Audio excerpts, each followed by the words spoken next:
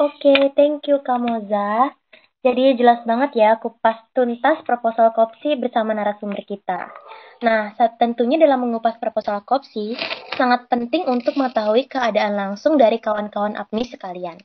Oleh karena itu, sekarang waktunya teman-teman mengirimkan pertanyaan melalui bit.ly garing tanya APMI, sehingga kakak-kakak yang tadi memberikan materi dapat menjawabnya. Kita sengaja luangkan waktu banyak ya untuk menjawab pertanyaan-pertanyaan kalian. Nah, sebelum ke penanya yang udah mulai ramai di Google Formulir, saya juga sangat tertarik nih dan tidak sabar bertanya. Jadi, saya mau bertanya kepada Kak Sudi itu, eh, pertama ke Kamoza dulu deh. Ingin bertanya, apakah masing-masing bab berhubungan, lalu hubungannya seperti apa? Itu pertanyaan saya, Kak. Kemudian yang kedua itu kepada Kak Kade. Saya ingin bertanya kepada Kak Kade, fungsi masing-masing bab dan subbab pada proposal itu seperti apa? Itu pertanyaan dari saya yang kemudian nanti saya akan membacakan pertanyaan-pertanyaan dari eh, seminar online pada hari ini. Baik, kepada Kak Moza mungkin bisa dijawab pertanyaannya, Kak. Oke, maaf Chandra bisa diulang tadi. Oh, ya pertanyaannya itu apakah masing-masing bab itu berhubungan, lalu hubungannya itu seperti apa? Oh, oke. Apakah masing-masing bab berhubungan lalu hubungannya seperti apa? Jelas berhubungan karena ini penelitian satu judul saling berkaitan kayak gitu. Jadi isinya itu mengkaitkan untuk satu tujuan, untuk suatu tujuan dalam artian kayak gitu. Jadi dari mulai bab satu permasalahan latar belakangnya seperti apa dan apa yang mau kalian lakukan untuk permasalahan tersebut itu kan yang mendrive yang mendorong kalian untuk melakukan penelitian kayak gitu. Terus kemudian bab 2 literatur yang berkaitan dengan penelitian yang akan kalian lakukan itu kayak gitu. Jadi semuanya berkaitan kayak gitu. Dan juga teori-teori yang berkaitan dengan penelitian kalian. Kemudian bab 3 itu metode yang kalian lakukan untuk mencapai tujuan penelitian kalian itu, metodenya kayak gitu. Kemudian ya dari referensinya itu daftar referensi yang kalian gunakan kayak gitu. Jadi dibilang berkaitan satu sama lain atau tidak, ya berkaitan kayak gitu, dan kaitannya seperti yang saya sudah jelaskan tadi kayak gitu. Jadi dari setiap bab itu harus jelas kayak gitu kalian menyampaikannya kayak gitu. Oke, cukup dari aku Chandra. Oke, terima kasih, Kak. Oke, selanjutnya kepada Kak Sudi, pertanyaan itu masing-masing bab dan subbab pada proposal. Nanti dari Kak Sudi bisa dijawab pertanyaannya. Baik, terima kasih saudari Chandra. Kalau ditanyakan mengenai bab dan subbab, hampir mirip tadi yang disampaikan oleh Kak Musa, bahwa semua itu memiliki kaitan, dan itu sangat penting. Di dalam penelitian, jadi nanti karena ini berkaitan dengan proposal dan juga penelitian, ada beberapa perbedaan. Nah, kalau di proposal penelitian, artinya itu masih proposal, rancangan meneliti. Tidak sampai ke pembahasan, apalagi kesimpulan. Tetapi kalau sudah hasil penelitian, maka sudah ada hasil penelitiannya. Saya sebelum menjelaskan perbedaan bab dan subbab, perlu diketahui adik-adik semuanya, itu ada 5 bab yang harus diperhatikan. Sebagaimana tadi telah disampaikan oleh Kamoza. Yang pertama itu ada namanya bab 1 atau pendahuluan.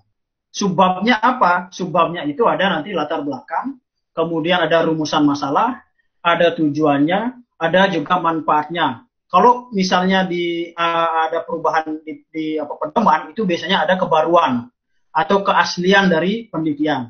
Nah, kemudian bab 2 itu apa? Ada kajian pustaka atau landasan teori. Itu tujuannya, bab-babnya itu terdiri dari bab-bab yang mendukung dari penelitian itu. Jadi judulnya apa? Jadi di kajian teori ini atau landasan teori inilah akan membabarkan lebih lanjut hal-hal yang tidak perlu dijelaskan di pembahasan, tetapi itu mendukung bagi pembaca agar memiliki referensi cukup. Pada prinsipnya di landasan teori dan kajian pustaka ini itu lebih berisi pada teori-teori yang sudah ada, dan ini sangat berbasis data. Jadi sekali lagi, kenapa data itu penting? Karena di sini adalah menjadi referensi, benar nggak penelitian ini. Artinya data-data yang dikutip jangan sampai misalnya Wikipedia atau jangan sampai Blogspot, itu sudah menandakan bahwa bukan lagi ilmiah. Tetapi kalau sudah merujuk pada jurnal internasional misalnya, jurnal nasional dibuat oleh para profesor, itu saya kira akan menjadi nilai tambah bagi penelitian saudara.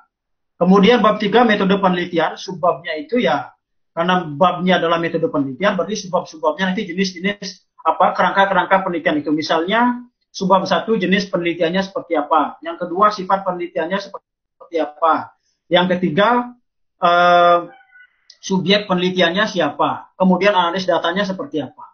Kalau keempat ini lebih pada pembahasan. Adik-adik semuanya dari berbagai pengalaman saya untuk mengikuti Expo di opsi-opsi tahun-tahun sebelumnya, masih cukup banyak yang keliru dalam penentuan atau pembuatan kesimpulan. Jadi perlu diperhatikan adik-adik, kalau rumusan masalah itu akan sangat berkaitan dengan pembahasan, pembahasan akan sangat berkaitan dengan kesimpulan. Sering terjadi ketika rumusan masalahnya 3, kemudian pembahasannya 3, tapi kesimpulannya 1, atau cukup dibuat 1 paragraf. Itu keliru adik-adik. Jadi dibuat seberapa rumusan masalah, segitu pembahasannya, dan kesimpulannya juga sesuai dengan rumusan masalah, sesuai dengan berapa jumlah pembahasan saudara. Nah ini agar menjadi pembelajaran bagi kita semua, karena saya lihat masih cukup banyak yang seperti itu. Jadi di kesimpulan dibuat satu kesatuan. Kemudian di bab 5 itu ada namanya bab penutup. Subbabnya apa? Subbabnya terdiri dari kesimpulan dan saran. Kesimpulan mengacu pada berapa rumusan masalah, cukup singkat saja. Jadi kalau misalnya bagaimana pengaruh gerakan sosial anti COVID-19 terhadap kegiatan sosial masyarakat misalnya gitu. Jadi cukup dijawab singkat saja. Ternyata ini berpengaruh cukup baik dengan adanya berkurangnya pengangguran gitu misalnya. Jadi dibuat sangat singkat. Sarannya yang mengacu pada kesimpulan saudara. Itu saya kira untuk jawaban tadi, Chandra, bisa dilanjutkan. Baik, terima kasih Kak Kade atas jawabannya. Oke, kita lanjut ke pertanyaan yang diberikan oleh para peserta seminar pada hari ini. Ini yang pertama ada dari Asar Hidayah dari Man 1 Sopeng kepada Kak Moza. Nah, pertanyaannya itu adalah bagaimana alur penelitian jika metode yang digunakan adalah kajian literatur, dan apakah sama penelitian literatur dengan kajian pustaka?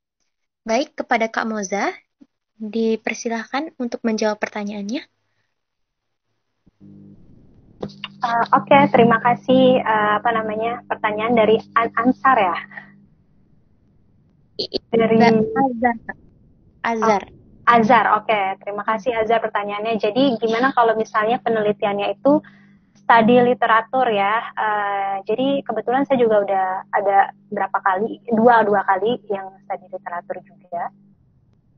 Dimana metodenya itu akan berbeda dengan metode eksperimen tentunya, karena kita nggak ngelakuin langsung kayak gitu.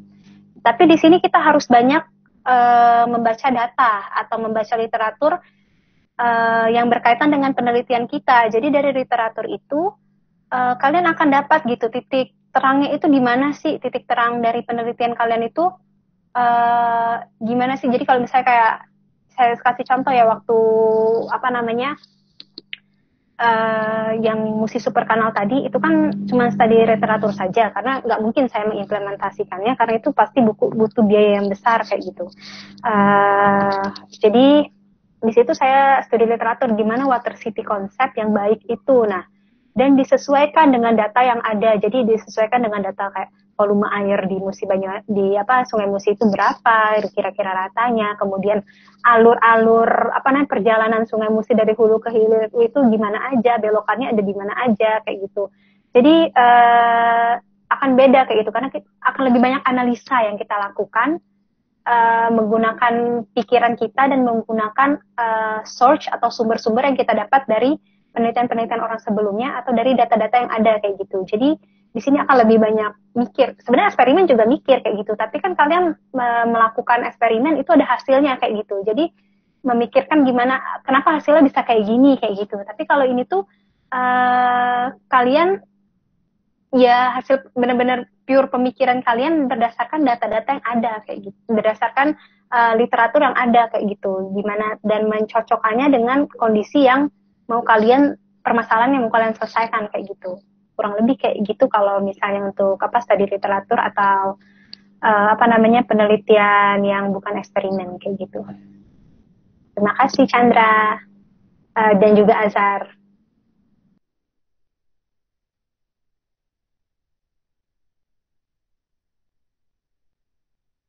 Oke, Chandra cukup. Oke Kak, terima kasih Kak. Baik, ini ada pertanyaan selanjutnya dari Al-Hafiz dari Banyuwangi. Ini kepada Kak Sudi. Pertanyaannya adalah, proposal penelitian merupakan sebuah rancangan untuk melakukan penelitian. Namun, setelah proposal dikirim dan diterima saat penelitian berlangsung, ternyata terdapat kesalahan atau ketidaksesuaian dengan proposal awalnya. Lalu, apakah yang harus dilakukan selanjutnya? Baik, itu pertanyaannya, Kak. Silahkan untuk diberi tanggapan. Baik, terima kasih dari saudara Al-Hafiz ya, dari Banyuwangi tadi ya. Iya, Kak. Oke, ketika sudah membuat proposal, kemudian melakukan penelitian, terus ada perubahan-perubahan di tengah penelitian itu kan, itu kira-kira pertanyaannya ya. Iya, Kak. Oke, jadi begini, sebelum ke sana saya menjawab, saya akan paparkan dulu barangkali yang belum tahu KOPSI. KOPSI itu awalnya opsi Olimpiade Penelitian Siswa Indonesia. Sekarang dirubah nomenklaturnya menjadi Kompetisi Penelitian Siswa Indonesia. Nah, KOPSI pada umumnya itu memang menggunakan beberapa tahap untuk menuju ke tahap final. Yang pertama adalah tahap proposal. Ketika proposal saudara sudah diterima, maka dilanjutkan dengan melakukan penelitian. Tetapi ketika proposal saudara belum diterima, artinya belum berkesempatan menuju ke tahap penelitian. Dalam hal ini, dalam menuju ke opsi atau tahap final. Artinya, kalau saya sih berharap adik-adik semuanya yang telah membuat proposal atau yang dalam hal ini berjuang ke ke KOPSI, semoga semua diterima proposalnya sehingga dapat melanjutkan penelitian. Tetapi hal lain yang penting adalah semoga kalian tidak berpikir bahwa untuk melakukan penelitian ini hanya untuk mengikuti KOPSI. Jadi lakukanlah penelitian itu walau misalnya kalian tidak mengikuti KOPSI. Karena akan banyak sekali manfaat. Satu, kalian bisa menyiapkan materi dari sekarang untuk event-event yang lain. Atau paling tidak kalian bisa membuat suatu hasil dari penelitian. Nah, kembali ke KOPSI dan proposal tadi, saya pernah mengalami hal seperti itu adik-adik semuanya. Jadi ketika saudara mengunggah proposal, lalu ternyata di tengah jalan ada perubahan-perubahan dalam pembuatan hasil penelitian, saya kira itu justru bagus. Mohon izin Prof. Ineke, saya ingin menyampaikan sedikit pengalaman bahwa di dalam dunia penelitian, itulah sesungguhnya penelitian. Ketika kalian terus menemukan perubahan-perubahan, perbedaan-perbedaan, berarti saudara sudah melakukan penelitian. Artinya dari yang sudah dirancang, kemudian dieksekusi, itu masih ada hal-hal lain. Nggak apa-apa, kalau misalnya kalian mengikuti KOPSI dan lolos ke tahap final, saya kira itu dipaparkan. Jadi di dalam presentasi nanti, adik-adik jujur saja, sampaikan bagaimana perkembangan-perkembangan dalam melakukan penelitian itu. Misalnya, oh ternyata saya harus membelokkan dari yang awalnya di proposal penelitian menuju ke arah A, tetapi di dalam praktik hasil penelitian mengarah ke arah B. Saya kira tidak masalah. Artinya itulah kalian sudah melakukan penelitian. Maka pesan saya, lanjutkan penelitian itu. Yang paling terpenting adalah apakah itu bermanfaat dan dapat diaplikasikan. Jadi itu dua pesan saya. Ketika dua hal itu belum bisa dicapai, saya kira coba dianalisa lagi. Terus dilakukan penelitian-penelitian agar mampu menjawab tantangan yang ada dan juga mampu memberikan manfaat. Oke, saya kira itu, Chandra. Baik, Kak. Terima kasih atas jawabannya. Kemudian ini ada lagi pertanyaan untuk Kak Moza. Pertanyaan dari Kadek Marsyani dari Bali. Jadi pertanyaannya adalah, bagaimana cara menulis langkah-langkah eksperimen dengan baik dan benar? Baik, silakan kepada Kak Moza. Oke, terima kasih Kade atas pertanyaannya. Jadi di sini menanyakan gimana cara menulis langkah-langkah eksperimen yang baik yang benar ya. Sebenarnya based on your research, jadi setiap penelitian itu beda masing-masing apa namanya metodenya kayak gitu, apa namanya metode penelitiannya. Jadi kalau di sini mungkin gimana sih cara nulis apa namanya metode penelitian itu yang baik dan benar kan. Jadi seperti yang sudah saya sampaikan di metode penelitian itu ada apa aja yang harus kita tuangkan.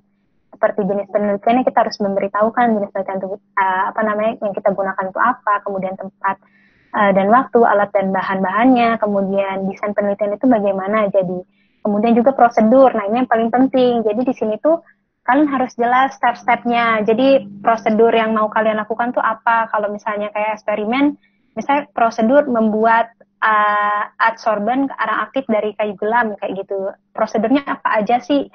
Misalnya pertama harus mengeringkan limbah kayu gelam, kemudian apa-apa kayak gitu. Dan prosedurnya itu apa namanya kalau membuat arang aktif sih udah banyak dari jurnal-jurnal atau dari apa yang bisa kalian jadikan literatur dalam melakukan eksperimen kayak gitu. Kemudian pembuatan, kemudian langsung lanjut nih, misalnya kalian ngedesain drainase sejaran box kan, di sini saya kasih gambaran langsung aja ya agar kalian tuh bisa membayangkan sendiri kayak gitu. Misalnya yang pertama dilakuin tuh apa sih, kayak apa namanya, misalnya kalian mempersiapkan alat dan bahannya dulu, terus kalian merangkainya dari kaleng-kalengnya dulu, kemudian diintegrasikan dengan apa namanya box seperti itu, kemudian bahan-bahannya itu kalian masukkan caranya gimana kayak gitu, kemudian pengujiannya gimana, apakah kalian menaruh taruh termometernya itu di bagaimana, kemudian penghitungan waktunya itu seperti apa kayak gitu. Jadi harus jelas semua. Kemudian kalian kan akan setelah proposal terus akan analisa hasil kan. Nah, di hasil itu akan menganalisa gitu dari yang sudah kalian pada saat eksperimen itu dapatkan, akan kalian analisa kayak gitu. Jadi step by step yang kalian lakukan itu harus jelas dan harus terdeskripsikan dengan jelas kayak gitu. Jadi orang tuh ngelihatnya tuh, oh kayak gini, oh iya masuk akal ya, oh ya abis ini ya, oh ya udah sesuai ini. Karena saya yakin juri opsi atau juri kopsi sendiri itu merupakan orang-orang hebat, merupakan orang-orang pintar di bidangnya yang lebih pintar dari kita. Jadi mereka itu akan menilai gitu, ini masuk akal atau enggak, ini metodenya udah benar atau enggak, ini kalian penelitiannya melakukannya seperti ini udah benar atau enggak kayak gitu. Jadi harus benar-benar dengan jelas, dan juga kalian harus benar-benar banyak baca kayak gitu tentang metode-metode yang pernah orang lain lakukan kayak gitu, agar menjadi referensi untuk kalian kayak gitu. Oke, cukup Chandra, makasih Kak pertanyaannya. Terima kasih Kak Moza. Oke, pertanyaan selanjutnya kepada Kak Sudi. Terima kasih atas kesempatannya. Apakah itu logbook Kak? Terima kasih sebelumnya itu Kak pertanyaannya. Baik, silahkan kepada Kak Sudi. Baik, terima kasih kepada adik yang bertanya apa itu logbook, dan ini menjadi bagian penting juga di dalam penelitian. Logbook itu kira-kira catatan harian kira-kira. Kalau dalam bahasa Inggrisnya diary. Nah, logbook itu isinya adalah kalau bisa itu dibuat tulis tangan dan juga dibuat rapi. Jadi ibarat kalau orang akuntansi itu membuat laporan keuangan. Jadi kalau logbook itu adalah laporan penelitian. Laporan penelitian dari kalian menentukan ide sampai kegiatan-kegiatan yang menuju kalian menemukan hasil penelitian. Nah itu kalau saya dulu, pengalaman saya, itu menggunakan buku seperti ini. Jadi buku saya seperti ini, kemudian nanti diisi tanggal berapa, hari apa, kemudian tempatnya di mana, kegiatannya apa. Itu saya lakukan tiap hari. Selain untuk menjadi dokumentasi penelitian, saya juga menjadi catatan kira-kira apa yang belum saya kerjakan. Itu akan menjadi guidelines bagi kita, bagi peneliti untuk melakukan kegiatan-kegiatan yang belum kita lakukan. Contoh, saya hari Senin tanggal 1 Januari 2014 misalnya, melakukan wawancara di tempat penelitian. Dengan siapa? Dengan X, Y, Z. Ketika saya sudah melakukan penelitian, oh ternyata data saya masih cukup. Kemarin saya dengan siapa ya wawancara? Oh dengan X, Y, Z. Berarti saya perlu untuk wawancara dengan si A gitu misalnya. Nah itu kalau sekarang mungkin sudah bisa digunakan laptop ya, diketik. Tapi kalau lebih bagus sih kalian mencatat sendiri karena biar fleksibel juga kan. Jadi usahakan di setiap kegiatan itu langsung dicatat. Jadi kayak betul-betul kayak laporan, sekali lagi dibuat rapi. Selain untuk memudahkan kalian, kadang-kadang Dewan Juri juga akan melihat bagaimana logbook itu di dalam presentasi, baik presentasi PowerPoint atau dari expo yang akan dilaksanakan di KOPSI. Itu Chandra singkatnya. Baik, terima kasih Kak atas jawabannya. Jadi pertanyaan selanjutnya itu ada dari Alda dari Sidoarjo. Jadi pertanyaannya itu adalah bagaimana cara untuk melengkapi data-data proposal dengan keterbatasan jurnal penelitian yang ada. Nah, itu untuk Kamoza. Silakan untuk Kamoza.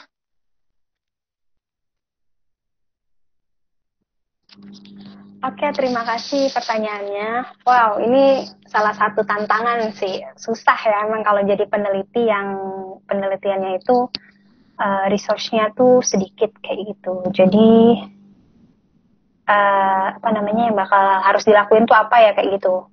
Menurut saya sih karena kayak waktu yang penelitian natural rubber modifikasi itu kebetulan masih dikit itu resource-nya. Jadi di situ saya banyak berkonsultasi dengan dosen, dengan pakar-pakarnya kayak gitu. Ini masuk akal nggak kalau melakukannya kayak gini? Ini kira-kira kayak gini diperbolehkan nggak atau kayak gitu. Jadi kalau menurut saya selain banyak membaca, selain mencari lagi, menggali lagi informasi dari jurnal-jurnal ataupun penelitian S2, S3 kayak gitu, kalian juga harus memberanikan diri bertanya kayak gitu. Mungkin tanya ke pembimbingnya atau tanya ke orang yang menurut kalian bisa membantu di penelitian ini kayak gitu. Kayak gitu sih menurut saya. Karena kalau misalnya research susah sih, data-data susah ya kalian harus lebih berusaha lagi. Bahkan karena susahnya mendapatkan research, saya pernah sampai pokoknya habis dari balik kuliah gitu sampai besok paginya itu masih nyari jurnal gitu untuk penelitian ini. Jadi benar-benar bertekad untuk mendapatkan informasi kayak gitu. Selain itu saya aktif menanya ke dosen pembimbing, ke dosen yang kolaborasi riset itu sih. Jadi bisa konsultasi dengan pembimbing kalian juga kayak gitu tentang ini kayak gitu. Makasih. Baik, terima kasih Kak Moza atas jawabannya. Oke, kita lanjut ke pertanyaan berikutnya. Itu ada dari Agung Prawoto dari Aceh. Wow.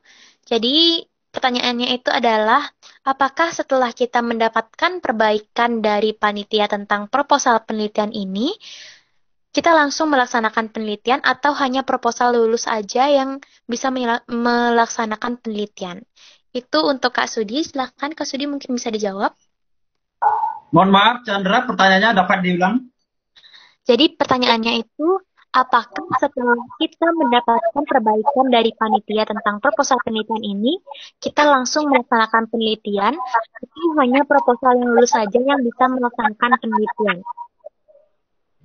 Baik, tadi dari adik yang dari Aceh ya, luar biasa, dari ujung Indonesia, dari Sabang ya.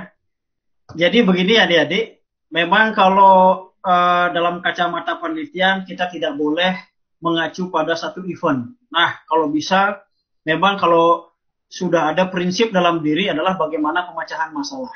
Jadi kalau kita sudah berprinsip pada pemecahan masalah, Pun kalau ada suatu event ya kita bersyukur, oh kita bisa mengikuti suatu perlombaan. Kalaupun memang tidak, saya kira tidak masalah. Karena apa? Itu akan menjadi nilai tambah bagi diri kita, bagi nilai tambah bagi daerah kita.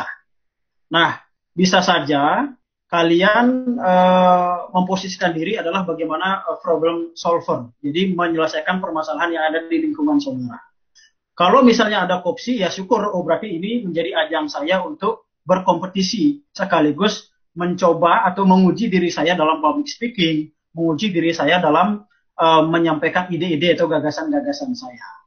Kembali ke opsi, kalau misalnya di opsi adik-adik itu nanti sudah melewati tahap proposal, proposal ini sudah diseleksi oleh dewan juri, adik-adikku semuanya. Dewan juri yang sudah mencatat apa-apa yang perlu diperbaiki dari proposal penelitian itu. Kemudian akan dikembalikan kepada adik-adik semuanya yang sudah mengirimkan proposal itu. Kan ada catatan nih. Nah, catatannya itu akan menjadi gambaran bagi adik-adik semuanya. Apa yang perlu diperbaiki, apa yang perlu disempurnakan. Sekali lagi, kalau misalnya kalian dinyatakan lolos untuk tahap final, artinya adik-adik harus mempersiapkan hasil penelitiannya. Pun kalau misalnya tidak dinyatakan lolos, saya kira adik-adik bisa melakukan atau mengikuti event-event lainnya. Jadi nggak harus kalian lolos di kopsi baru melakukan penelitian. Saya kira tetap lanjutkan saja penelitiannya, baik itu nanti bisa mengikuti tahap final ataupun tidak. Karena sesungguhnya penelitian itu adalah bagaimana menjawab suatu tantangan. Jadi kalau kalian masih bermindset untuk mengikuti kopsi, ya saya kira belum tepat. Coba mindsetnya kita rubah sedikit bagaimana kita mampu menjawab masalah-masalah sosial atau masalah-masalah lain yang ada di lingkungan kita. Pun kalau ada lombanya dan juga dapat juara, itu adalah bonus. Oke. Kemudian tadi yang pertanyaan sebelumnya, kalau misalnya sudah ada proposal terus di tengah penelitian ada sedikit hal-hal yang perlu dirubah, saya kira lakukan saja, cepat dalam mencari solusi-solusi. Jadi tidak masalah. Oke, saya kira begitu dulu. Oke, baik. Terima kasih Kak Sudi. Jadi selanjutnya itu ada pertanyaan dari Taufikul Huda dari Bojonegoro. Jadi ini bertanya kepada Kak Moza. Pertanyaannya adalah apakah kerangka berpikir perlu untuk ditulis atau dijabarkan di proposal? Baik, kepada Kak Moza mungkin bisa ditanggapi.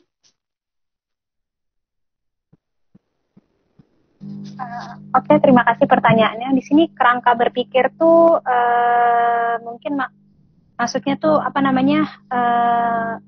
Menurut saya kerangka berpikir yang kalian harus masukkan gitu, tuh menurut saya di bab 1 sih. Jadi kerangka berpikir kalian tuh jadi kalau saya nih ya di di bab 1 di bagian terakhir-terakhirnya tuh saya bilang kayak gini. Mengenai permasalahan kan, jadi kita udah menjabarkan tuh permasalahan yang ada di atas kayak gitu. Terus kita tuh mau ngapain gitu kan, urgensinya tuh dari permasalahan itu kita harus ngapain tuh udah kita jelasin. Nah jadi di sini kerangka berpikir saya masukkan dengan memanfaatkan sistem asosiasi dua asabem berbasis Green Box, maka dapat dia hasilkan gitu alat pendingin konvensional yang dapat menjaga bahan makanan agar tetap pada suhu rendah tanpa listrik dan tanpa korean yang akan diaplikasikan untuk masyarakat Kabupaten Sebayasin yang kekurangan ini. Terus selain itu pemanfaatan lainnya adalah untuk mengurangi penggunaan CFC kayak gitu yang mendapat merusak ozon. Jadi di situ sih saya menuangkan pikiran saya untuk penelitian itu yang bagaimana kayak gitu, kerangka berpikirnya kayak gitu sih mungkin menurut saya. Atau maksudnya yang lain nih, coba ditanyain lagi deh.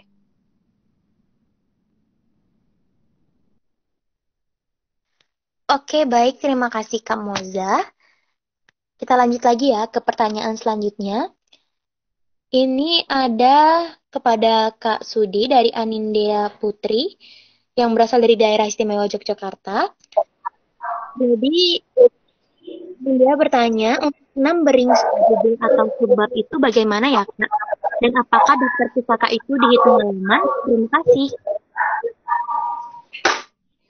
Chandra, bisa diulangi lagi? Saya agak sedikit trouble koneksinya. Baik, Kak. Jadi, Anindya bertanya, untuk numbering subjudul atau subbab itu bagaimana ya, Kak? Dan apakah daftar pustaka itu dihitung halaman?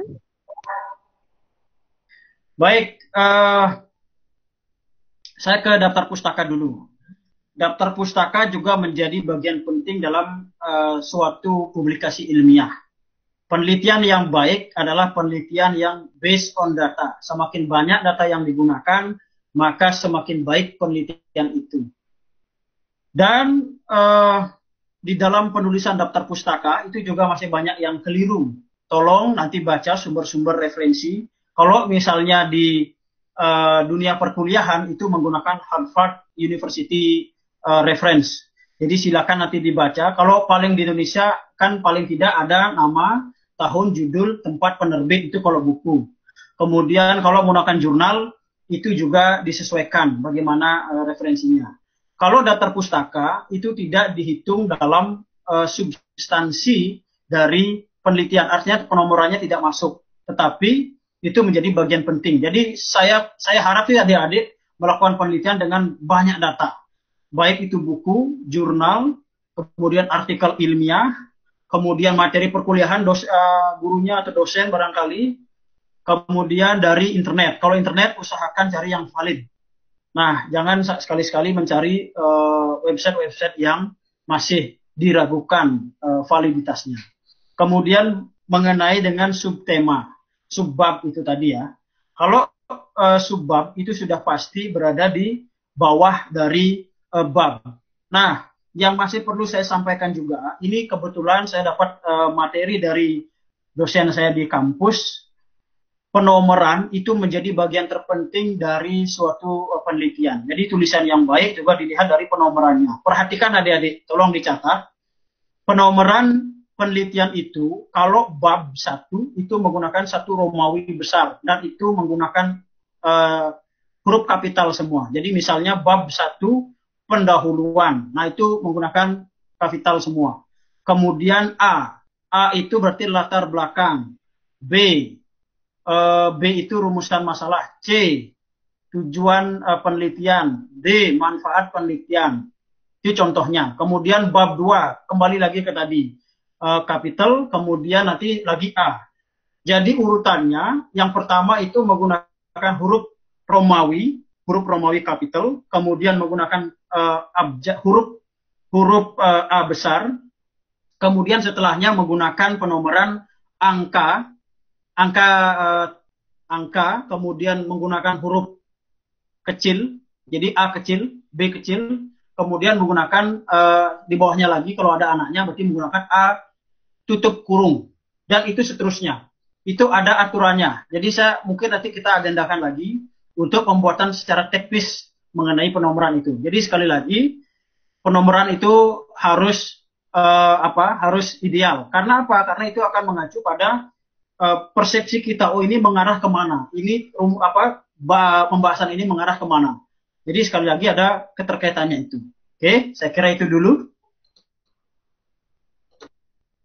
Oke, baik. Terima kasih, Kak. Jadi sebelum kita lanjut ke pertanyaan berikutnya, ini ada tambahan lagi dari Kak Moza mengenai kerangka berpikir. Baik, silahkan kepada Kak Moza. Oke, terima kasih. Kalau misalnya tadi saya jelasin kan kalau menaruh kerangka berpikir kita di latar belakang itu seperti apa, terus kalau menaruh kerangka berpikir kita di metodologi itu seperti apa. Jadi kalau di metodologi itu beda.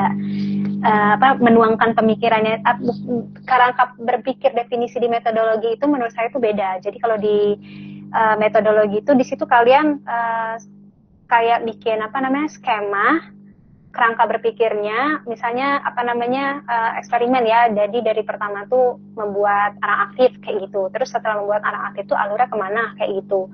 Nah itu terus analisanya dari orang aktifnya itu akan dianalisa seperti apa kayak gitu. Terus kalau misalnya orang aktifnya udah cocok, udah layak digunakan, terus abis ini kemana? Kalau misalnya nggak cocok, apa yang harus dilakukan kayak gitu. Jadi seperti skema gitu. Jadi kerangka penelitian kalian itu harus dituangkan gitu di metodologi. Itu sih menurut saya kerangka pikiran kayak gitu. Terima kasih. Baik, terima kasih Kak Moza atas sambungan jawabannya. Jadi selanjutnya ini kita ada lagi pertanyaan dari... Chandra, Chandra boleh kakak izin sebentar? Oh iya Kak, silakan. Ya, ini mengenai dengan penomoran tadi. Jadi biar yang bingung, ini kakak sudah buatkan model penomoran. Bisa dilihat ya.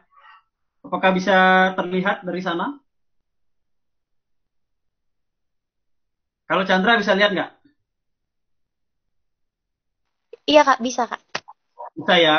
Jadi yang pertama itu menggunakan huruf Romawi 1, kemudian di bawahnya itu A, kemudian kalau ada subbab lagi menggunakan huruf 1, angka 1, kemudian huruf A kecil, 1 tutup kurung, A tutup kurung, dan seterusnya. Silakan difoto adik-adik kalau ada yang mau apa.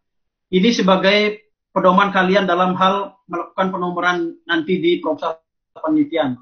Dan ini menjadi pedoman baku. Oke, gitu. Silakan dilanjutkan, Chandra. Oke, baik. Terima kasih, Kak. Jadi ini pertanyaan selanjutnya itu kepada Kak Moza lagi. Dari Bintang Maritza dari SMA Negeri 1 Sidoarjo, Jawa Timur. Nah, pertanyaannya itu adalah yang pertama, bagaimana grafik saat seleksi peserta opsi dari tahun ke tahun dan berapa tim yang lolos dan tidak? Itu rata-ratanya berapa?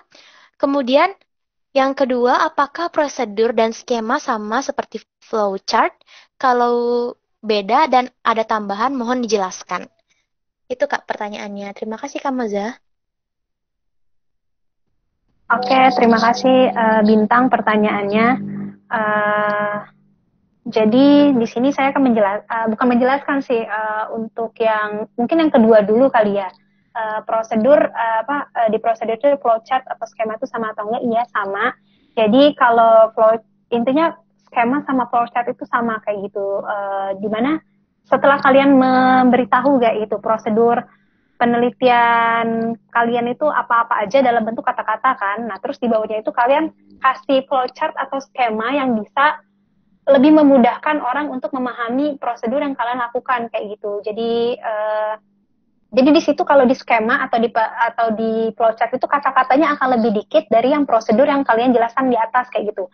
Kata-katanya akan lebih dikit dan lebih inti. Misalnya kalau di prosedur penelitian nih, saya kasih contoh langsung ya. Misalnya kalau di prosedur penelitian saya tuh yang pertama pada saat proses pembuatan adsorban dari kayu gelam itu yang pertama kita mengeringkan limbah kayu gelam sampai tidak terdapat kandungan air.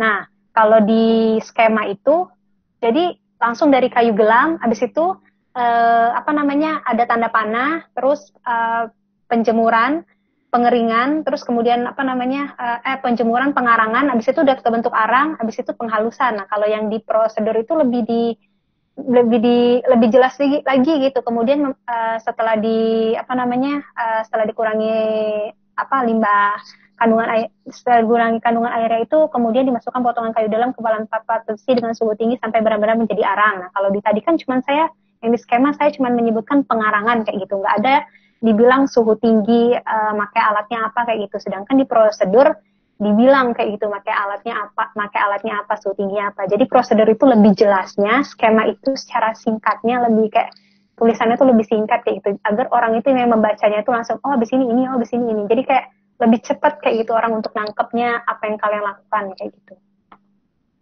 Oke, terima kasih Chandra. Terus yang kedua tentang yang lolos ya. Yang lolos sih saya nggak bisa bilang ya berapa banyak yang lolos atau tidak. Tapi menurut saya dari Intel ICEP dan OFSI itu yang dilihat adalah aplikasi gitu dari penelitian kalian. Bisa aplikatif atau tidak ya. Karena latar belakang sendiri saya lihat di pedoman KOPSI juga bobotnya besar ya, 20% kayak gitu. Jadi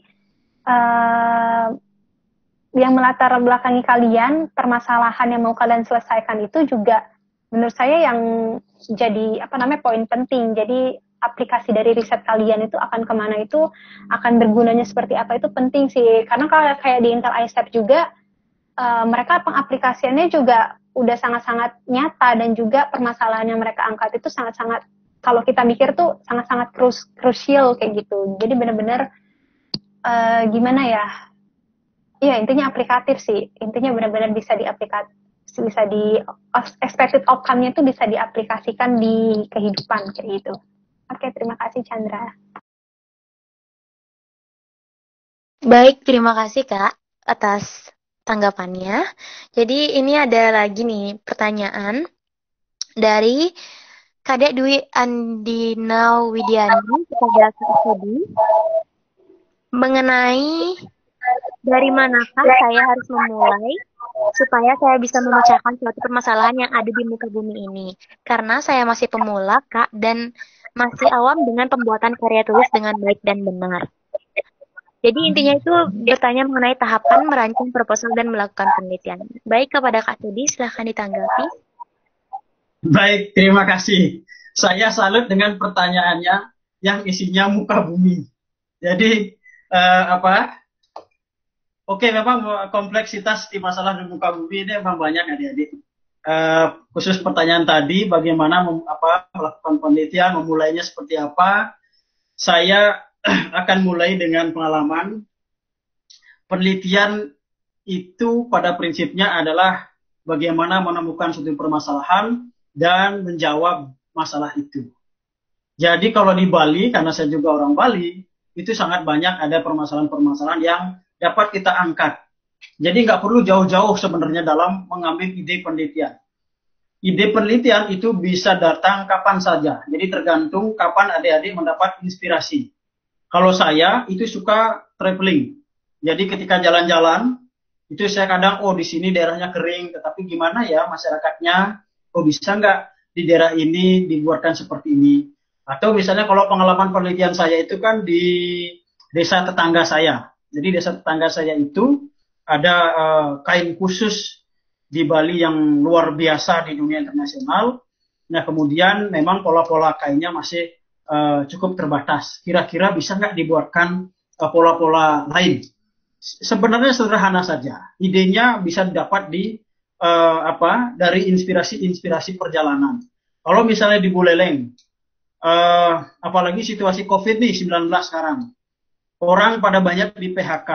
Kira-kira apa jenis pekerjaan yang bisa dibuat misalnya? Kalau sekarang anggaplah ketahanan pangan. Kira-kira bagaimana penelitian yang bisa kita lakukan? Contoh kecil kemarin saya juga mengikuti ada suatu jurnal yang membuat mengenai budi kamber, budidaya lele budidaya lele dalam ember. Nah, itu kan sangat sangat inspiratif sebenarnya. Dan ternyata di dalam ketahanan pangan ini kita masih minim mengenai ide-ide.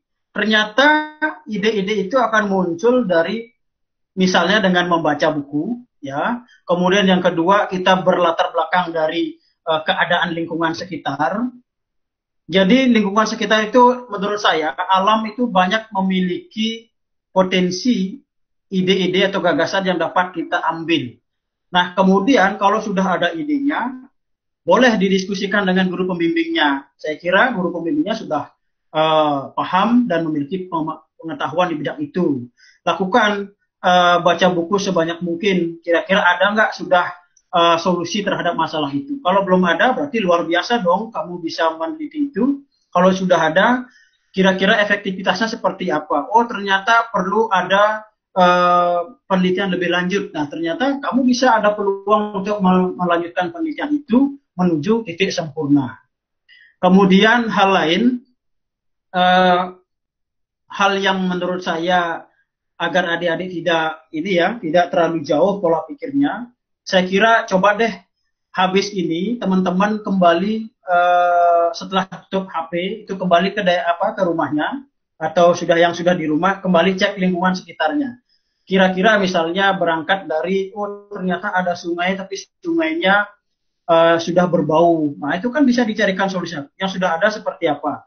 Ternyata kemudian ada demam berdarah banyak. Apa solusi yang pemerintah sudah lakukan? Kira-kira ada nggak daun-daun atau obat-obat herbal yang dapat dibuat dari itu? Nah, saya kira banyak dalam melakukan penelitian, itu yang diperlukan adalah kemauan. Kalau kita sudah tekadnya kuat dan juga mau untuk melakukan penelitian, saya kira itu akan menjadi semangat yang baik. Nah, tadi kalau nggak salah saya juga sempat membaca bagaimana kalau teman penelitian saya eh, belum merespon baik. Ya, saya kira coba dikoordinasikan lebih baik dengan lanjut. Kalau memang yang bersangkutan tidak mau melanjutkan, saya kira coba aja dengan teman yang lain. Kan bisa. Kalau memang bisa sendiri, ya lakukan. Kalau memang belum bisa, kolaborasi dengan teman yang lain. Oke, saya kira itu dulu, Chandra. Terima kasih. Baik, terima kasih Kak atas pernyataannya.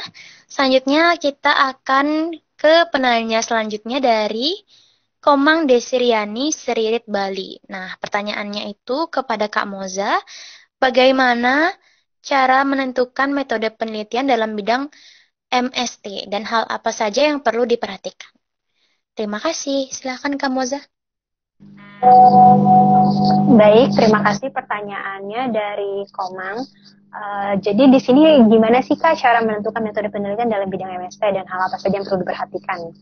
Jadi menurut saya dalam bidang MST itu Mathematical Science and Technology, salah satu bidang biopsi, salah satu bidang di KOPSI sekarang, kalau dulu namanya sains dasar, waktu pas masih zaman saya. Jadi metode penelitian. Jadi metode penelitian itu berbeda-beda berdasarkan dari penelitian kalian. Ada yang penelitiannya eksperimen menggunakan menggunakan manusia atau menggunakan hewan atau seperti itu. Jadi setiap itu beda-beda kayak gitu. Jadi kalau misalnya kalian metodenya eksperimen dan bertujuan untuk mengumpulkan data dari eksperimen yang kalian lakukan, berarti setelah itu analisa dari data-data yang kalian dapatkan itu akan seperti apa kayak gitu. Jadi yang penting itu adalah sampelnya yang kalian mau ambil itu berupa apa kayak gitu, berupa data kah atau berupa bahan atau berupa zat kah seperti itu. Jadi itu akan menentukan metode kalian selanjutnya, langkah selanjutnya itu apa kayak gitu. Jadi menurut saya itu sih yang krusial dari mulai sampelnya kemudian analisisnya kayak gitu. Ya, terus kalau metode untuk MST kan kebanyakan MST itu menurut saya eksperimen ya, karena harus diuji langsung gitu, karena harus dilihat gitu hasilnya langsung gimana, baru kita bisa analisis gitu. Jadi menurut saya tuh banyak yang digunakan itu metode eksperimen, dan eksperimen itu beda-beda berdasarkan dari penelitian yang dilakukan. Kalau penelitian biologi akan beda eksperimennya seperti apa, penelitian berkaitan dengan kimia akan beda penelitiannya seperti apa kayak gitu. Jadi lebih banyak membaca sumber-sumber untuk terkait metodologi ini agar kalian itu nggak salah jalan kayak gitu, agar yang kalian lakukan itu sudah sesuai dengan standar yang memang seharusnya dilakukan seperti itu, sudah sesuai dengan referensi atau teori yang ada kayak gitu. Jadi seperti itu sih untuk menentukan eksperimen. Kayak saya membuat arang aktif sebagai adsorben untuk kayu gelam, itu kan sudah banyak referensinya gimana cara bikin arang aktif, dari mulai suhunya berapa, dari mulai arang aktif yang dibutuhkan itu berapa gram kayak gitu, suhunya harus seberapa, dan lama pengoponannya berapa, terus aktivasinya seperti apa, kimia dan fisika kayak gitu, aktivasi kimia dan fisikanya seperti apa. Nah itu kan udah jelas kayak gitu. Jadi menurut saya lebih banyak membaca referensi kayak gitu agar metode yang kalian gunakan itu lebih tepat dan lebih jelas seperti itu. Dan tadi yang krusial adalah sampel dan analisisnya seperti apa, sampelnya seperti apa, dan tahap-tahap yang kalian lakukan dalam melakukan penelitian itu juga harus jelas sih, karena krusial juga kan. Oke, thank you Chandra. Terima kasih Kak Moza. Jadi sebelum kita lanjut ke pertanyaan berikutnya, kita beri sambutan dan ucapan terima kasih kepada Pak Rizal Alfian dari Pusat Prestasi Nasional karena telah bergabung pada seminar online kita hari ini. Saya infokan juga bahwa pada seminar ini, Profesor Tineke juga ikut serta gabung dalam seminar kita pada hari ini. Mungkin kepada Pak Rizal Alfian ingin mengucapkan beberapa patah kata untuk seminar kita pada hari ini, dan mungkin untuk memberikan motivasi kepada adik-adiknya untuk KOPSI 2020. Silakan kepada Pak Rizal. Oke, terima kasih dengan Mbak Chandra ya. Selamat saya ucapkan kepada AMI atas terselenggaranya seminar online ini ya. semoga bisa menginspirasi, ya, memberikan kemanfaatan dan memberikan berbagi pengalaman pada para generasi yang baru ini, terutama yang baru masuk ke kompetisi penelitian siswa Indonesia. Dan prinsipnya kita support, mendukung, ya, dengan adanya kegiatan ini sangat bermanfaat sekali.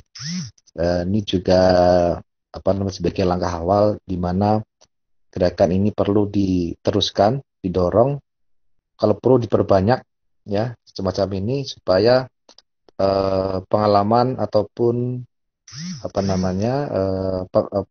pengetahuan tentang penelitian bisa diketahui sejak dini, ya, dari sekolah menengah atas. Kalau perlu juga kita bisa berikan kemanfaatan ini kepada yang lebih kecil lagi dari SMP, ya. Oke, saya kira teruskan saja. Selamat, ini kami melihat ini sangat positif sekali. Oke, kami kembalikan lagi ke Mbak Chandra. Ya. Baik, terima kasih Pak Rizal atas dua patah katanya, dan terima kasih juga sudah bergabung. Sebelum lanjut ke berikutnya, mungkin dari Profesor Tineke ingin menyampaikan beberapa patah kata juga kepada kami semua. Silakan kepada Profesor Tineke.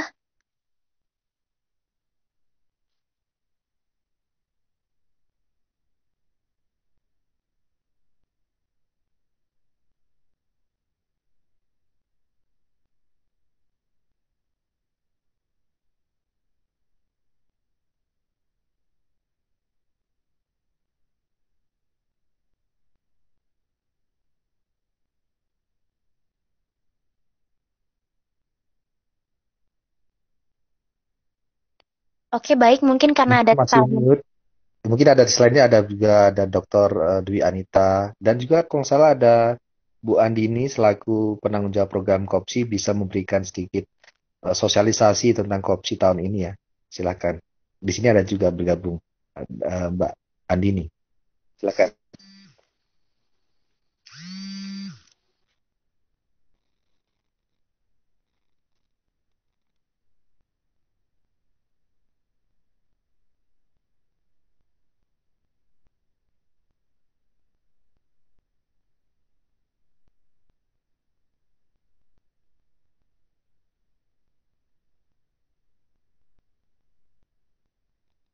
Ada Bu Dwi Anita Surandari, silakan juga ada di sini. Silakan, pembina KOPSI.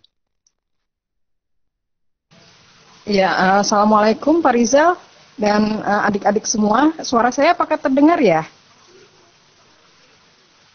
Ya, cukup. Sudah dengar, Bu. Silakan, Bu. Ini, ya, aduh, saya senang sekali ya dengan adanya acara ini. Selamat ya untuk KD, kemudian Moza, dan juga adik-adik semua. Terus terang mohon maaf saya ikut tadi agak terakhir ya, karena ada rapat juga di FKUI, jadi baru bergabung di ujung-ujung nih setelah sesi tanya jawab. Tapi pada dasarnya saya senang sekali dengan acara ini ya, sehingga kalian kaum muda ini yang milenial lah ya, sekarang ini bisa saling sharing begitu ya, terutama dari yang sudah berpengalaman kepada adik-adik yang kelihatannya sangat bersemangat nih mau melakukan penelitiannya meskipun suasananya sedang COVID-19 seperti ini. Tentu di sana-sini nanti penelitian harus disesuaikan begitu ya. Tadi saya mengikuti di ujung-ujung kelihatannya banyak yang antusias begitu, mulai dari bagaimana mendapatkan ide penelitian. Jadi menurut saya mungkin acara ini nanti bisa dibuat kembali. Nanti berdasarkan topik mungkin ya, satu persatu begitu dikupasnya, sehingga nanti adik-adik yang baru mau memulai penelitian ini bisa memahaminya dengan baik ya. Mulai dari bagaimana sih sebenarnya mencari ide penelitian, kemudian tadi pertanyaannya juga sangat baik mengenai apa atau metode penelitian apa yang cocok ya untuk desain penelitian yang seperti ini misalnya. Karena kalau dikupas tuh masing-masing topik akan punya waktu yang cukup panjang untuk membahas ya, karena penelitian kan sangat dinamis begitu ya. Misalnya seperti ide penelitian itu banyak sekali caranya kita mendapatkan ide. Tadi Kak Kadek udah menceritakan begitu ya, tapi masih banyak ya dengan kita mengikuti seminar itu juga kita bisa mendapatkan ide penelitian. Kemudian desain penelitian itu cukup banyak dan itu nanti akan mengacu pada metodologi yang kita pilih begitu. Masing-masing metode kan baik, tapi apa sih yang sebenarnya cocok begitu ya? Kemudian juga tadi bagaimana penulisan. Jadi rasanya itu nanti bisa dipotong-potong berdasarkan materi-materi tertentu begitu ya Pak Rizal ya. Mungkin dalam hal ini Pak Rizal bisa membantu bagaimana menyelenggarakan sesi-sesi berikutnya sehingga pembahasannya menjadi lebih mendalam. Itu saja mungkin ya sebagai pendahuluan. Semangat buat adik-adik sekalian semuanya begitu. Saya senang sekali. Alhamdulillah bisa juga ikut pada sesi yang terakhir. Ya, begitu Pak Rizal. Terima kasih Bu Dwi Anita. Boleh tambah. Baik, tadi ini sudah masuk Bu Tineke ini. Mungkin Ya, Dika berikan tadi statementnya rupanya Bu sudah Tineke. di-mute, saya lupa. Ini apa akunnya namanya Tineke Studio kalau nggak salah ya. Iya, Prof Tin. Oke, sebentar sedikit aja. Ini intervensi sebentar ya. Ini adik-adik di sini mungkin melalui silakan moderatornya. Saya akan berikan kesempatan ini 20 buku ya. Meneliti itu seru untuk kuis di sini. Silakan mungkin Bu Tineke kasih kuis 20 buku bagi anak-anak yang bisa menjawab barangkali. Ya, atau saya serahkan kepada mekanismenya kepada moderator gimana caranya membagikan untuk memberikan pengalaman. Nanti yang bisa menjawab kuis atau apapun ada hadiah buku meneliti itu seru dari saya. Nanti tuliskan alamatnya di teksnya ya kalau misalnya nanti sudah diputuskan siapa pemenangnya yang berhak mendapatkan. Oke, untuk hanya sekitar memberikan motivasi aja. Silakan. Ya.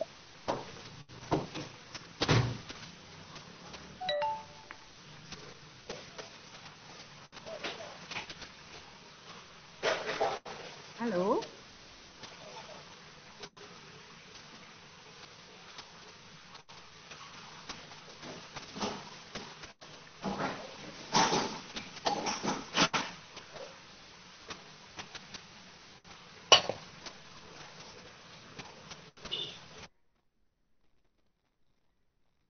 Ya, Prof Tineke ini udah masuk nih. Silakan Prof Tineke. Ya, oke. Ya. Ya, terima kasih Mas Rizal dan juga selamat untuk Kadek dan Moza ya sudah berbagi pengalaman dan bagus sekali. Saya bangga sekali karena ternyata alumni opsi ini sudah bisa dan sudah layak lah untuk membagikan pengalamannya kepada adik-adik siswa. Luar biasa, saya kagum sekali. Dan saya kira ini PPN Mas Rizal ya dan Ibu Andini itu bisa memanfaatkan forum APMI ini untuk sosialisasi KOPSI apapun lah bentuknya ya. Nah, saya mengikuti pertanyaan dan juga presentasi ya dari awal sampai sekarang ini dan memang menarik, semua antusias kelihatannya banyak sekali pertanyaan dan ada pertanyaan yang mengarah ke substantif. Jadi yang konten, kemudian ada juga pertanyaan yang lebih ke arah teknis ya, bagaimana menulis. Nah itu oke-oke saja. Dan ini memang justru kesempatan untuk semua bisa menanyakan, karena kakak-kakak yang presentasi ini adalah yang sudah pengalaman. Jadi saya kira bagus sekali forum ini. Dan barangkali tadi ada pertanyaan-pertanyaan yang mungkin tidak bisa dijawab oleh dua narasumber tadi karena memang mungkin itu seharusnya diarahkan ke PPN. Mungkin nanti Mas Rizal dan Mbak Andini yang bisa menjawab. Misalnya berapa jumlah, artinya perkembangan minat ke KOPSI itu tadi muncul pertanyaannya juga. Jadi hal-hal seperti itu memang sepertinya ditampung saja nanti dari pihak PPN yang akan menjawab. Tetapi intinya adalah apa yang sudah di-share oleh kedua narasumber ini luar biasa karena itu nyata ya, nyata bukan teori tapi memang mereka mengalami dan kami tentu sangat bangga. Jadi selamat untuk kedua narasumber dan maju terus, semangat terus dan ya adik-adik bisa tertular dengan semangat dari kakak-kakak yang sudah presentasi hari ini. Begitu saja saya kira, Chandra ya. Terima kasih. Baik, terima kasih banyak Prof. Tineke udah bersedia bergabung bersama kami di sini di sela-sela waktu kesibukannya. Jadi selanjutnya kita akan kembali kepada sesi pertanyaan. Ini kepada Kak Sudi.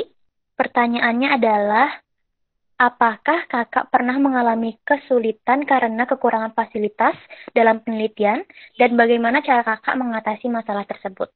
Baik, silakan kepada Kak Sudi.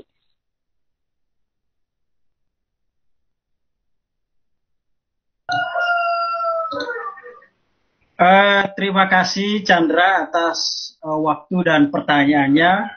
Pertama-tama sebelum saya menjawab pertanyaan itu, izinkan saya menyampaikan terima kasih dan apresiasi yang setinggi-tingginya kepada Prof. Tineke, kepada Prof. Anita dari UI, kemudian kepada Pak Rizal, Bu Andini, dan juga tadi Prof. Agus Fanar yang sempat bergabung bersama kita semua. Terima kasih sekali lagi support dan juga dukungan yang diberikan kepada kami. Semoga kegiatan-kegiatan ini semakin terus dapat kita lakukan untuk pengabdian dan juga tagline membumikan penelitian di seluruh tanah air. Baik, kembali ke pertanyaan tadi. Kalau berbicara kegagalan-kegagalan, saya sendiri mengalami banyak. Sekali lagi, di dalam 1000 kegagalan paling tidak ada satu kesuksesan yang terselip di dalamnya. Saya sebelum mengawali penelitian dulu di dunia riset atau dunia penulisan, saya lebih kepada Olimpiade Sains, yaitu di Kebumian saya dulu. Di Kebumian saya mencoba untuk berjuang, ikut di lomba sini, lomba sana, karena tulis sini, kalau sana, akhirnya belum menemukan rezeki. Nah, di sanalah letak dari kegalauan yang hakiki itu sendiri. Terlebih saya SMA itu di SMA Negeri Bali Mandara, yang mana orang-orangnya terdiri dari orang-orang pinter. Saya cukup minder di sana. Bagaimana saya mampu untuk paling tidak, kalau di SMA saya itu ada namanya istilah setiap hari Senin itu di dalam upacara bendera kita selalu ada parade piala. Saya hampir 2 tahunan tidak pernah parade piala. Di situ muncul kegalauan karena saya merasa saya mendapatkan dana atau mendapatkan beasiswa dari rakyat Bali, kemudian disekolahkan di sekolah asrama full scholarship, tetapi saya belum mampu memberikan apa-apa. Saya terus di situ justru muncul semangat berjuang. Di samping memang saya berasal dari keluarga yang kurang mampu, saya ya intinya dari keluarga yang tidak seberuntung adik-adik. Itu yang membuat saya semakin semangat. Nah, kegagalan-kegagalan itulah yang menjadikan saya semakin termotivasi. Di dalam dunia penelitian misalnya, fasilitas saya karena di sekolah asrama sehingga saya jarang bisa ke lapangan. Kalau mungkin di rumah mungkin bisa saja sering-sering ke lapangan untuk melakukan penelitian, tetapi saya terbatas oleh waktu, belum lagi dengan kegiatan-kegiatan asrama yang padat. Sehingga begitu dapat kesempatan keluar, saya betul-betul memanfaatkan waktu sebaik-baiknya. Nah, hal lain yang menjadi fasilitas terutama ke lapangan kalau saya, karena khusus di sekolah itu sudah luar biasa fasilitasnya sehingga tidak ada hal-hal yang terlalu berpengaruh di sekolah. Tapi kalau di luar, karena penelitian saya lapangan itu di suatu desa sehingga harus mengatur sedemikian waktu untuk dapat melakukan penelitian ke lapangan itu. Nah, pesan saya kepada adik-adik semuanya yang masih sampai saat ini masih galau dengan penelitian atau sudah frustasi, saya harap teman-teman tidak menyerah begitu saja. Sekali lagi saya akan bacakan pesan dari Thomas Alva Edison. Ketika saudara memutuskan untuk menyerah, bisa saja begitu kalau saudara tidak menyerah waktu itu, bisa saja kesuksesan sudah ada di tangan saudara. Nah, itu yang saya alami sendiri. Jadi ketika saudara masih banyak dihadapkan pada tantangan-tantangan, pada banyak kegagalan-kegagalan, saya harap tidak memutuskan untuk menyerah begitu saja. Karena sesungguhnya paling tidak, kalau penulis, ini kan penelitian itu menulis, kemudian berpikir ilmiah, kemudian bagaimana mencari solusi terhadap satu masalah. Paling tidak, ketika kalian tidak, misalnya belum rezeki di kopsi, ada ilmu yang kalian akan dapatkan, minimal kalian mampu untuk menulis di dunia perkuliahan. Nanti akan saya buka lagi sesi khusus apa sih manfaat dari meneliti itu, selain mengikuti event, selain menjawab masalah, tetapi bagaimana implikasi di dunia perkuliahan. Sekali lagi, dunia perkuliahan itu akan banyak dengan paper, sehingga dengan kalian punya skill menulis, paling tidak itu akan membantu. Ya, pesan saya, jangan menyerah ketika saudara mengalami 2 atau 3 kali kegagalan. Terima kasih Sandra. Baik, terima kasih banyak Kak Sudi sekalian motivasi tadi.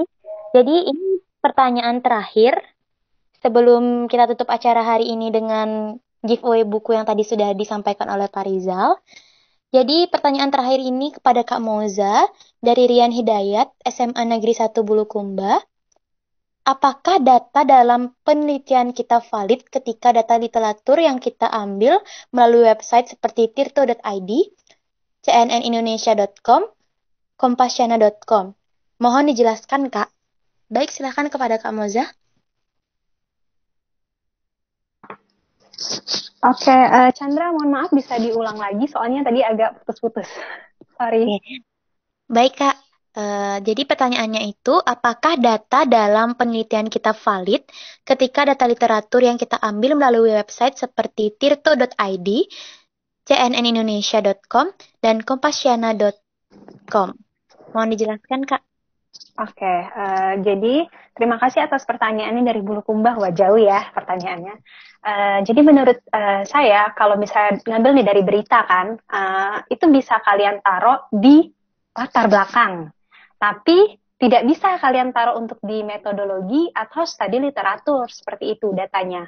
Karena itu dari media ya, jadi media tuh hanya menurut saya tuh hanya menampilkan gitu data, misalnya, oh ternyata penggunaan listrik di Indonesia untuk refrigerator ini contohnya ya, segini kayak gitu, maka PLN menginisiasikan untuk mengakomodasikan penambahan power plant seperti itu kan hanya berita saja kayak gitu, tapi tidak bisa untuk kalian dijadikan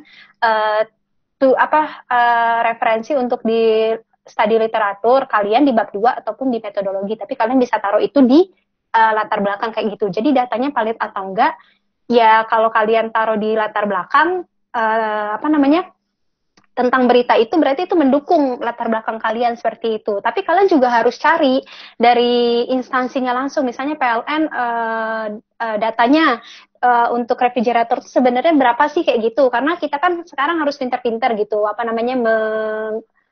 pinter-pinter dalam membaca informasi kayak gitu. Ini benar nggak sih datanya segini kayak gitu. Kalau misalnya benar ya kalian bisa masukin. Kalau misalnya nggak sesuai gitu sama yang data di PLN-nya, ya kalian nggak bisa masukin kayak gitu. Jadi valid atau tidaknya kalian harus cross check lagi seperti itu. Dan menurut saya kalau untuk studi literatur sendiri dan juga metodologi itu yang validnya ya yang pasti kalian bisa mencari dari jurnal atau dari tesis kayak gitu. Dan karena jurnal itu kan ada pengoreksinya kayak gitu, ada auditornya, ada pengoreksinya sebelum itu terbit. Jadi udah suatu jurnal itu dari penelitian udah melalui beberapa tahapan agar valid gitu datanya, seperti itu. Jadi menurut saya lebih rekomendasiin untuk ke jurnal atau ke tesis-tesis profesor, tesis-tesis S3 seperti itu, S2 seperti itu sih. Terima kasih Chandra. Oke, baik. Terima kasih Kak Moza dan Kak Kade yang telah menjawab pertanyaan-pertanyaan dari peserta seminar kali ini. Nah, karena keterbatasan waktu, sebenarnya itu ada 71 pertanyaan yang mungkin akan menghabiskan waktu sampai besok pagi kalau dijawab keseluruhannya. Jadi kami dari panitia mohon maaf karena tidak semua pertanyaan bisa terjawab pada hari ini. Mungkin bisa di lain kesempatan pertanyaan tersebut bisa kami jawab. Nah, selanjutnya itu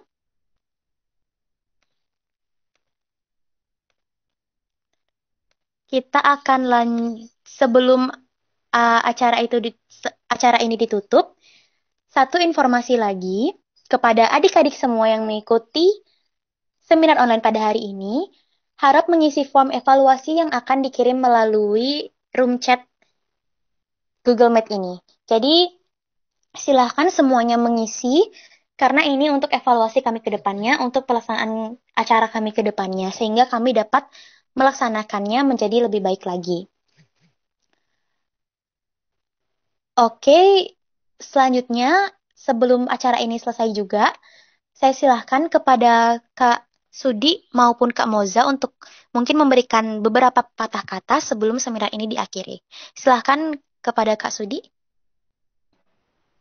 Atau mungkin Kak Mosa dulu deh, saya menutup di akhir. Oke, baik Kak. Silahkan Kak Moza. Oke, terima kasih atas kesempatannya.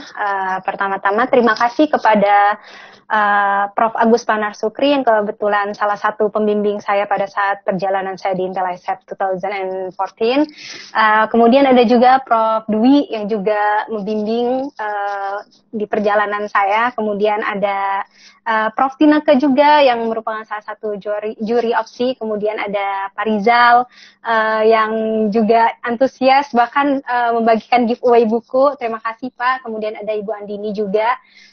Terima kasih. Jadi dari beliau-beliaulah dapat menyalurkan prestasi atau ide-ide adik-adik sekalian untuk dapat didengar oleh kancah internasional gitu. Jadi kita bisa membanggakan Indonesia. Terima kasih untuk beliau-beliau ini. Kemudian saya juga sangat positif ya respon saya terhadap seminar ini. Jadi pas pertama kali diajak oleh Kadek untuk membagikan materi ini, wah saya sangat senang sekali bisa berbagi dengan adik-adik sekalian. Terus kemudian kalau misalnya ada yang kalian mau tanyakan terkait penelitian atau apa, bisa langsung chat saya, nanti dibagiin kontak infonya. Kemudian juga yang tadi saya bilang, dimana kalian yang pertama tuh harus curiosity guys. Jadi harus meningkatkan curiosity, rasa ingin tahu kalian kayak gitu untuk permasalahan di sekitar kalian. Jadinya intinya itu, dan kalian harus mendedikasikan kalian, bukan menunggu keberuntungan datang, tapi kalian harus inisiatif memulai seperti itu. Karena kita tidak akan tahu hasilnya kalau kita tidak memulai, kalau kita tidak mencoba. Dan saya harap kalian akan menjadi finalis opsi selanjutnya. Kemudian kalian mungkin kalian juga bisa bergabung menjadi di Intel ICEP dan menjadi Intel ICEP alumni. Sekarang namanya Regeneron ICEP karena sponsornya udah beda dari Regeneron sekarang. Mungkin itu, dan saya minta maaf kalau ada salah-salah penyampaian pada saat saya menyampaikan materi atau tanya jawab yang belum jelas juga bisa ditanyakan lagi. Intinya itu. Jadi mohon maaf dan terima kasih atas waktu yang telah diberikan kepada saya. Terima kasih semuanya. Terima kasih banyak Kak Moza atas videonya dan juga materi yang luar biasa diberikan pada hari ini. Selanjutnya dari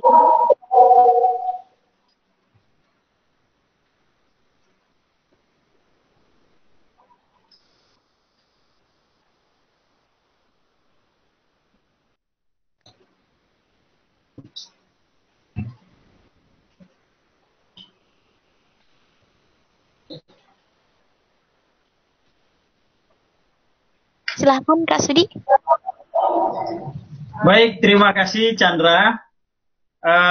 Bapak Ibu Dewan Juri yang saya hormati, Pak Rizal, Bu Andini, dan juga segenap tim yang telah mempersiapkan seminar ini dengan baik. Sekali lagi saya ucapkan terima kasih dan juga apresiasi yang setinggi-tingginya. Walaupun misalnya tadi kita cukup mengalami kendala-kendala teknis, namun demikian tidak menyurutkan semangat kita untuk berbagi dan juga untuk menyimak materi-materi dari kakak-kakaknya.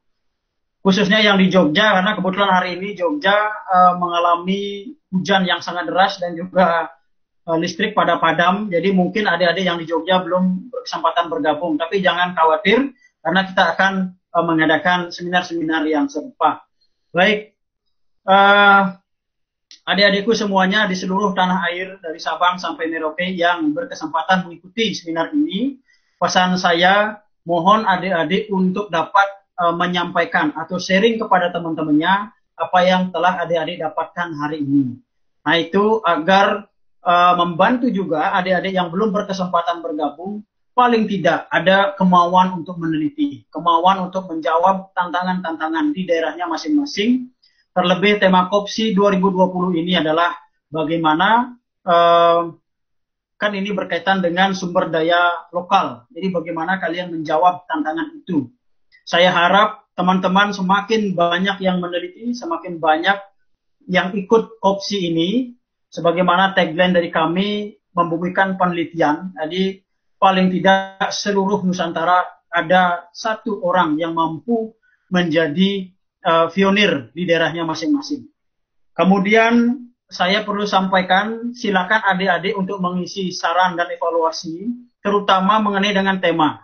Jadi kami akan mengadakan seminar selanjutnya, itu based on your opinion. Jadi silakan kira-kira bagian apa yang perlu kita diskusikan lagi, silakan dituliskan. Misalnya, kalau tadi Prof. Tineke menyarankan, atau Prof. Anita menyarankan untuk dipisah-pisah. Jadi misalnya FTR, NST, dan sebagainya. Silakan juga adik-adik kalau ada masukan, kami terbuka. Silakan disampaikan. Kemudian saya perlu sampaikan juga terima kasih kepada Mosa karena saya meminta dalam waktu yang sesingkat-singkatnya dan syukurnya Mosa berkenan untuk memberikan masukan. Dan ini menjadi suatu hal yang luar biasa. Karena Prof. Tineke saya baru kabari tadi pagi sekitar jam 11 dan beliau sangat antusias sekali untuk memberikan mendengarkan juga seminar ini dan juga memberikan masukan. Dan tidak terduga ada juga Prof. Agus Panar, ada Prof. Dwi Anita, Pak Rizal, juga Bu Andini. Terima kasih sekali. Semoga APMI semakin maju untuk membantu dalam hal membumikan penelitian. Terakhir dari saya, sekaligus sebagai Ketua Umum dan juga penanggung jawab kegiatan ini, atas nama panitia kami mohon maaf apabila terdapat hal-hal yang kurang berkenan. Semoga ke depan semakin baik, dan selalu ada penyempurnaan. Info terakhir kepada adik-adik, terus pantau IG kami, ikuti media sosial kami, dan juga ditunggu materi dari kami yang akan sudah disampaikan tadi. Jadi materi akan kami sampaikan, jangan khawatir, bisa adik-adik pelajari, termasuk juga ada kontak-kontak kami di sana. Kalau ada yang perlu, silakan hubungi kami. Saya kira itu yang dapat saya sampaikan, tidak terasa hampir 2 atau 3 jam kita telah diskusi bersama. Semoga diskusi ini bermanfaat bagi kita semua. Terima kasih. Assalamualaikum warahmatullahi wabarakatuh. Om Santi, Santi, Santi Om. Shalom, Namo Buddhaya. Salam kebajikan. Baik, terima kasih banyak Kak atas dua patah katanya. Jadi sebelum seminar ini diakhiri, kami dari panitia meminta adik-adik semua untuk membuka kamera karena kita akan melaksanakan sesi foto bersama secara via online. Jadi silakan kepada adik-adik dan semua yang ada dalam seminar pada hari ini untuk membuka kameranya. Ayo, nggak usah malu-malu, jadi silahkan dibuka sekarang kameranya.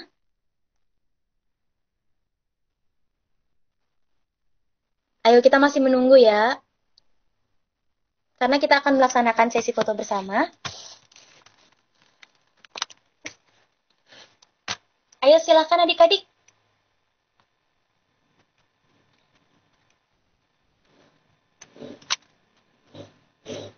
Jangan lupa tadi bukunya ditentukan 20 buku, nanti dikirim alamatnya, kita akan kirim ke alamatnya ya. Kepada panitia. Terima kasih. Ya, siapa yang beruntung silakan diacak random, boleh 20 buku untuk yang beruntung nanti dikirimkan ke alamat yang yang mendapatkan bukunya. Ya. Mantap. Terima kasih, Pak. Ya, sukses semuanya ya. Ya, mungkin ke depan bisa ada seminar lagi dan kita bisa dukung dengan narasumber-narasumber yang lain, bisa kita support ya.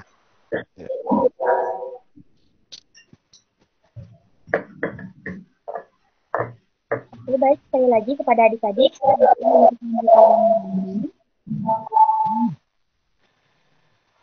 Yang paling penting jangan lupa ngirim proposal kepada adik-adik semua segera, karena waktunya juga harus kita batasi juga. Proposal penelitiannya segera dikirimkan.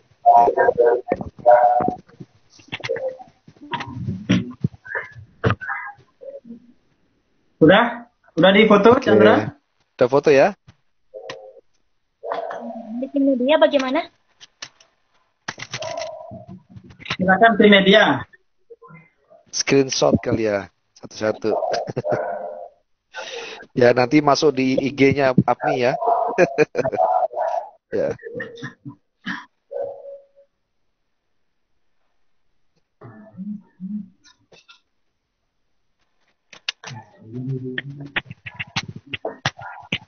Oke, baik. Kita lanjutkan ke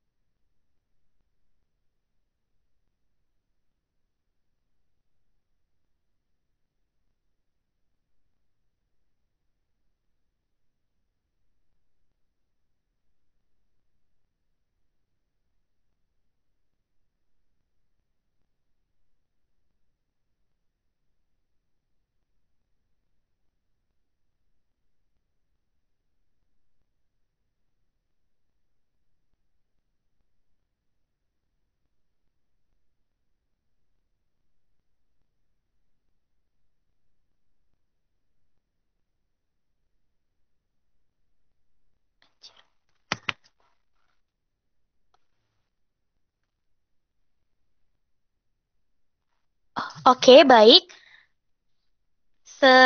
Untuk masalah pembagian bukunya, itu akan dibagikan secara random di Instagram kami. Jadi tetap aja pantau Instagram apmi.id, karena pembagian buku dan teknisnya akan diberitahu melalui IG kami. Jadi terakhir, semoga proposal Kopsi kalian bagus dan bisa masuk menjadi finalis Kopsi 2020. Dan jika kalian memiliki pertanyaan lain lebih lanjut, bisa hubungi melalui Instagram kami. Dan setelah acara ini selesai, kalian bisa menggunakan Google Meet ini dan room chat-nya untuk bisa berkenalan, membangun relasi dengan teman-teman kalian se-Indonesia. Jadi silahkan yang ingin berkenalan ataupun bertukar-tukar nomor Instagram dan lain sebagainya bisa menggunakan Google Meet ini. Sampai di sini perbincangan kita, sampai jumpa di acara berikutnya. Jangan lupa ajak teman kalian dan tetap pantau Instagram APMI untuk lebih banyak info lainnya. Salam bumi penelitian, semangat membuat proposalnya adik-adik. Assalamualaikum warahmatullahi wabarakatuh. Om Santi Santi Om, salam sejahtera untuk kita semua. Silahkan adik-adik yang ingin membangun networking kepada teman-teman yang ada di seluruh Indonesia bisa menggunakan room chat ini.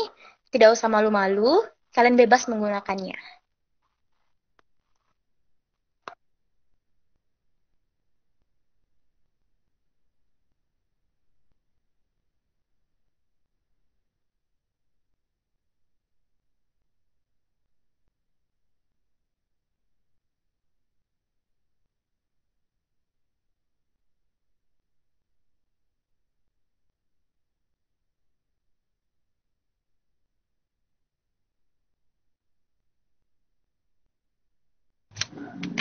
Jangan lupa ya adik-adik untuk share di Instastory kalian mengenai keseruan pada hari ini, keseruan seminar pada hari ini. Sehingga teman-teman kalian juga bisa kalian ajak dan ikut serta untuk membangun jiwa penelitian di dalam diri kalian. Jadi jangan lupa ya di Instastory kalian akan di-repost oleh Instagram apmi.id.